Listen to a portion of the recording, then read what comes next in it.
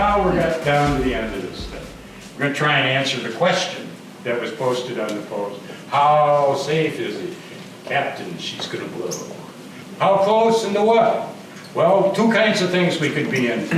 Pinhole leaks, if you call something the size of your fist a pinhole, operating at several hundred PSI, and catastrophic failures. That was a good one, boy. I launched that one right out of the ditch. What can we do about this? Well, there's a couple ways you can approach this, but first I want to read something from the DOT report, Department of Transportation report on the 6B failure.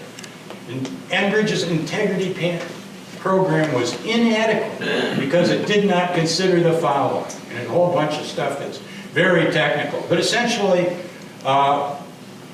they didn't calibrate their instruments, they didn't measure things right, they didn't calculate the risk right, and consequently, even though their ILI found the cracks, nothing happened, and it was strictly negligence on their part. No technical mystery. Had they taken action on that ILI scan, patched up the pipe, probably could have gotten some more years out of it before it blew someplace else.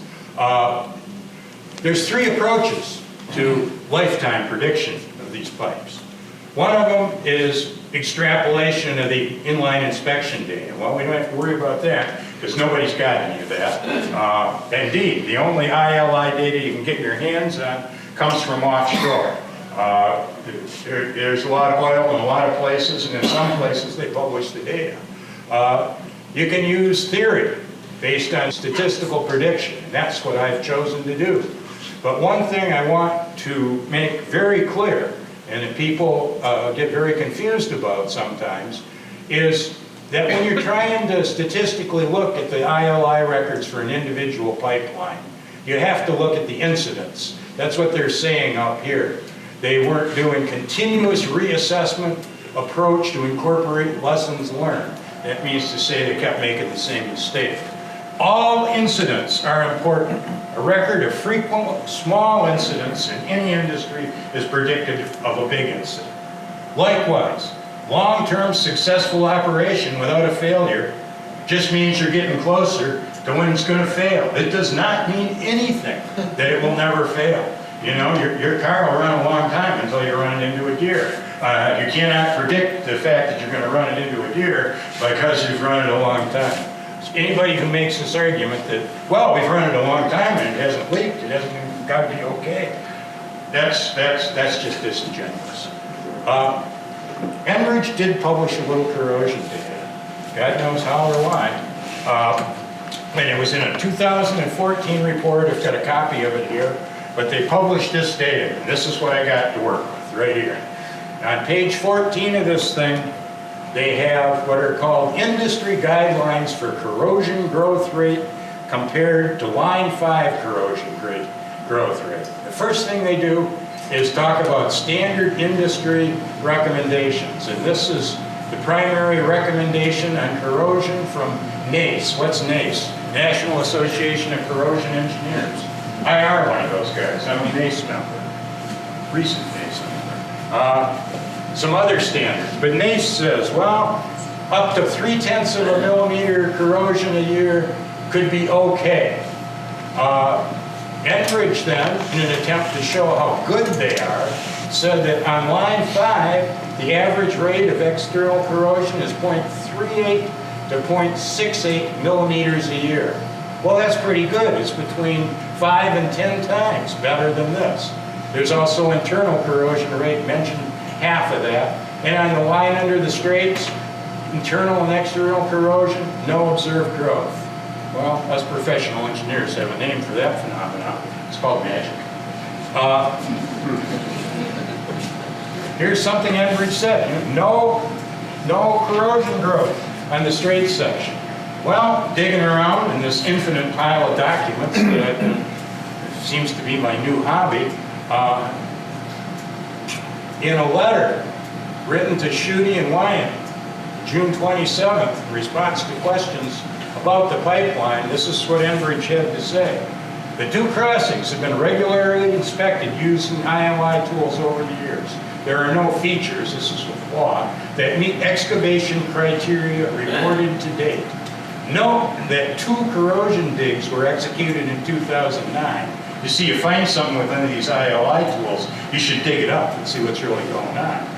Following the 2008 ILI run on the West Crossing, shallow corrosion features were found at ILI tool-called area. Non-destructive reports of these 2 digs are provided in a folder titled C1.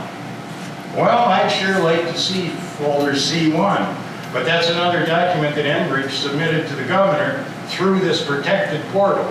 So the governor never got a copy of it. You got to look at it, but you can't FOIA it. Who knows what's in it? I'd love to see C1 because there's your evidence that says this pipe does have some corrosion on it, even though this says there's no observed corrosion growth.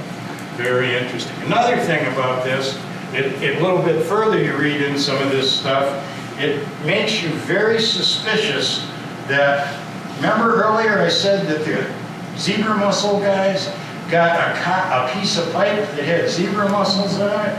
You wonder where in the world that came from? There was no chain of custody? I'm wondering if C1 tells them exactly where that came from. Not going to know. Let's work with that data just a little bit. A couple more slides and we're done. If you take these corrosion growth rates that Enbridge puts in that report, okay? Their data, not mine. I'm not making this up. Take them, the internal corrosion rate was between 1.8 and 4.6 millimeters a year. Take an average, 0.3032. External corrosion rates, like this, 0.053 millimeters a year. That doesn't sound much. Convert those averages to inches. It seems like not much corrosion, actually. Internal corrosion rate's a little over 1,000th of an inch a year. External rate, about 2,000ths of an inch a year. Multiply that by 62 years. See what you got. If you look at these different wall thicknesses of pipe, you can see particularly the external corrosion on the thinnest pipe might be 46% of the way through the wall. In the internal corrosion, 28%. Obviously, you get down to the Straits and that much corrosion doesn't seem very important. But on the thinner sections of the pipe, and most of this pipeline is made out of either 9/32 or 5/16 pipe, it seems like there's a lot of thickness ones. Now, Enbridge is very vague about what this data is, but they did do one thing, is they compared it to that NACE standard, and that NACE standard is for pitting corrosion. And so we know that what this really is data on pitting corrosion. Well, there's a lot written about corrosion, pitting corrosion, and there's a big academic literature, and I just throw up a front page of one of the fun papers I've read of the mathematical models of this. Probability distribution of pitting corrosion, depth and rate, and underground pipelines. A Monte Carlo study. Well, I'm not going to try and explain this to you, other than let you know there's a big body of literature there. It's really complicated stuff, and that happens to be my job. I love this stuff. One of the best parts of this project is I've got to call my math skills back up. I'm pretty good at statistics. Let's talk about this data a little bit. On this graph, one more graph you're going to look at. Time, 0 to 70 years. What here is the average corrosion pit depth. What we've got is the Enbridge data plotted first. The average is here. This is for external pitting corrosion.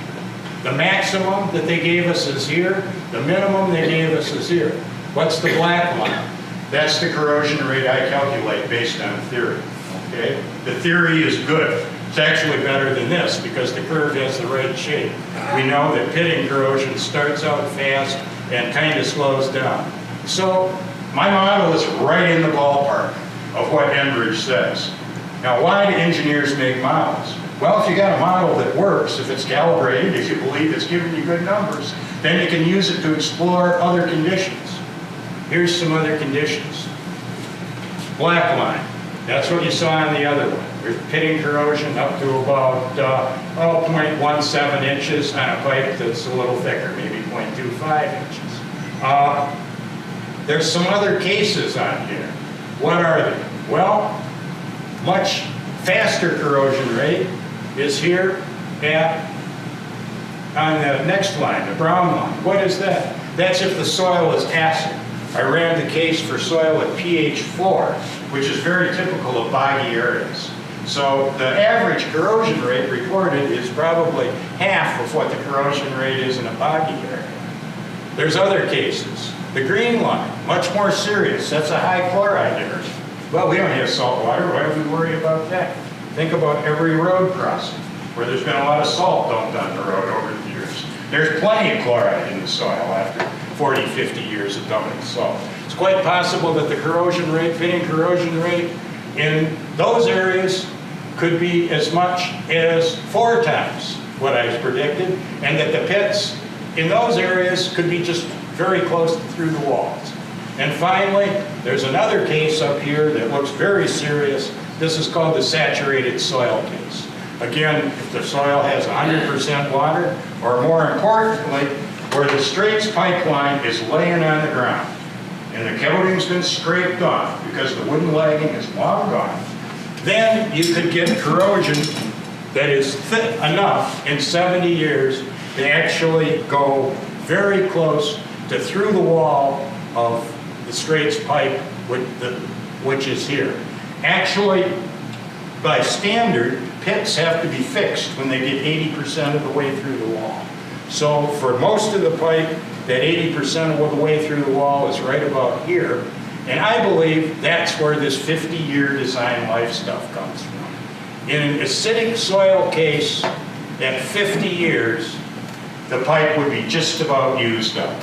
And that would be a very good reason to say this pipe has a 50-year life expectancy. In this saturated soil case, at 70 years, we've more than hit the 80% of the thick pipe under the Straits. I got a couple scale models here. This is what most of the pipe looks like. The exact size, not made out of steel. 30-inch pipe, 5/16 long. This runs at 700 PSI. I got another model here. This is the pipe over under the Straits. This is a very thick wall, so it would sink. And with it, this was fun to build. The wooden lagging and the iron bands that hold it on. I've got some discrepancy. One person says that the wooden slats were only on the bottom half. So we don't know that, but they're gone now anyway, so it's a problem there. This is the real problem. This is what real ILI data looks like, okay? Now what you got here is a probability density graph. What in the hell is that? Bell curve. We've all heard of the bell-shaped curve, right? Symmetrical, average in the center. Well, this doesn't work that way. It's a very biased or skewed curve. The black bars are what we want to really look at. That's the real ILI data. What we have here, if you look at the highest bar, that's the most frequent depth of pit that you find. That turns out in this data set to be about 1 millimeter deep. The average of all these pits is about 2.5 millimeters over here. The problem, and this is very common in all this pitting data, is there's some bad actors out here. Typically at about twice the average diameter, there's a population of pits that are running wild, and this is what will wreck your pipeline. When this population of pits gets deep enough that you can't patch all of them, then your pipeline's toast. Real point, I mean, that's one thing. I'm showing you that even though the average is here, you've got to worry about a lot more than the average, and that's this out here. There's a way to predict this, but that's in the advanced class. That takes a little math. But this, all that data, that 100 terabytes of data from an ILI run, can be cooked down to one graph. And what it is this probability density function, the probability of finding a pit of a particular size, how frequent they are. And so when somebody says, oh, this ILI data is all so complicated and nobody can understand it, I don't think so. Homie, don't play that. I think anybody here, if they saw this graph, could make a decision on whether they're happy with the pipeline or not. And I believe that, if somebody wants to be truly transparent, and give the ILI data to the public in a form that it can be understood. It's not mystical, it's not hard, but I don't think you'll ever see it outside of court. So now we're getting to the next part here. Conclusions.